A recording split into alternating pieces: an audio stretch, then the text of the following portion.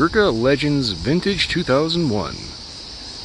Hey everybody, I'm Able Key, and this is Cigar Vlog. So, I don't really know a whole lot about this other than the fact that it's a Gurkha. It's one of their more, I want to say, prestigious or pretentious lines, however you like to see it. And that's pretty much it. I know this Gurkha tends to have rather whimsical names, and this is definitely not one of those particular naming conventions. That said, Gurkha naming conventions tend to run the gamut from, well, Gurkha Beauty all the way up to War Pig. By the way, there is going to be some bug noise as well as wind noise. The bugs were kind of a thing and you shouldn't be too concerned about. The wind I can't do anything about, and I swear to God it was not doing this 5 seconds before I came out here. Okay, so anyway, let me get this cut and lit. Let's go ahead and get the camera to focus on that, if you don't mind. Yes, focus on the grass I just clicked on. Yes, thank you, camera. There you go. Alright. Autofocus really needs to be a little smarter. I'm going to switch the other hand because for some reason every time I do it left-handed it always gets messed up. There is something scratching against this tree. This makes me think I need to hurry up and skedaddle.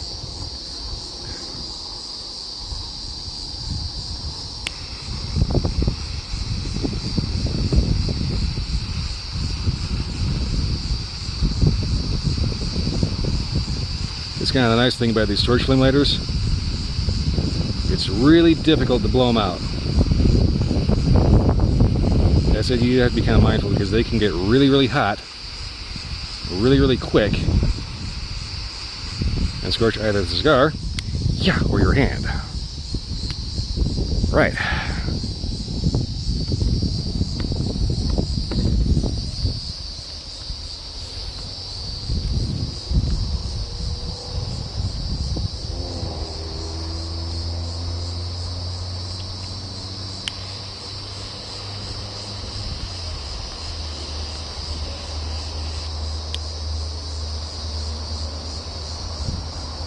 A little better. Right off the bat, not a whole lot to write home about. Clean, earthy tobacco. Touch of sweet. Decent start. Oh, anyway, I'm going to smoke this down the first inch, see if I can fix this light, and see if anything wakes up.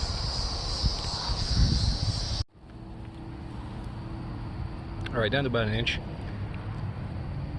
So far, this one's kind of seeming to be one of those slow rolls, you know? One of those cigars that kind of builds up as you go.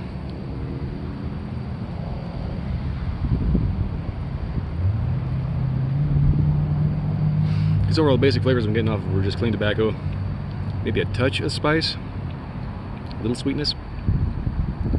Nothing's really standing out so far. I'm not saying there's anything bad, but well, at this point I'm just kind of hoping it kind of wakes up a little bit. I'm pretty sure it will towards the middle. On a side note, the graffiti in here is huge. Yeah, I just kind of noticed that for some reason they decided to paint over everything in the entire tunnel. Not that I'm particularly annoyed by that, but there was some kind of weird stuff in there. Anyway, I'm gonna keep smoking this down to the halfway point. Hopefully the wind will actually allow you to hear me instead of just making it sound like I'm standing in a wind tunnel. And yeah, I'll get back to you then. Alright, just a quick little mini update here. I'm not quite at the halfway point, but I just accidentally managed to flick the ash off by mistake by taking off that little black band on here.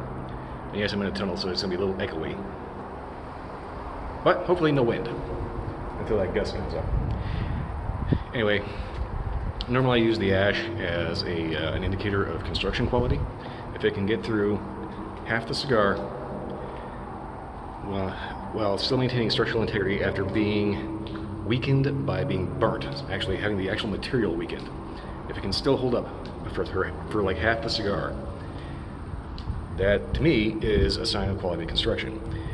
Gurkhas are pretty much known for that, and this one, I have had others of these, and they've all managed to do that. I'm just pointing out that this one, little operator error, it is well made. I just kind of happened to have a little accident. Anyway, flavor is still developing, so I'm going to smoke this down for a little bit longer, and see if anything actually wakes up. There is a lot going on, I'm not going to say that, but it kind of builds. It's a slow boil. Alright, proper halfway point review, or not review, update. Someone's poking me in the knee, by the way.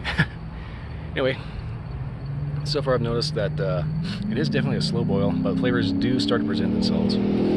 Predominantly, you get clean tobacco and a very earthy core. And honestly, there's like maybe a touch of leather with a slightly sweet vanilla creaminess to it, which is a little odd. Overall, it really kind of reminds me of kind of the you know, kind of sitting back with like a peaty Scotch on a hot day. Some of this had like some ice or water going on to it, just kind of dilute a little bit, you know. It's a little bit spicy as well. The retrohale has kind of an interesting toasty note as well. Yeah, if you're seeing this kind of flake apart here, that's just me rough handling. Whoops. Shouldn't be too much of an issue for long. Anyway, so we're definitely shipping it for a very decent Scotch cigar. Other than that, I'm gonna keep smoking this down, take the band off properly without hopefully without ripping it apart. Give a proper end update at the nub and see how it finishes out. All right, see you at the end.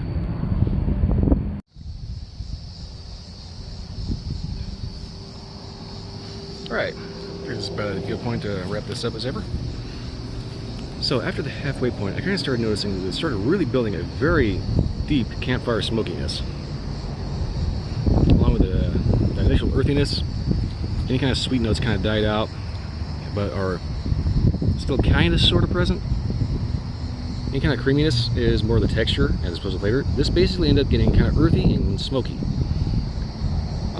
Basically, the best situation I would recommend smoking one of these is next to a campfire with a peaty Scotch, talking about all kinds of whatever happens to float your boat. This is definitely hitting me as a very good Scotch cigar. The peatier the better. And maybe a hot dog roast.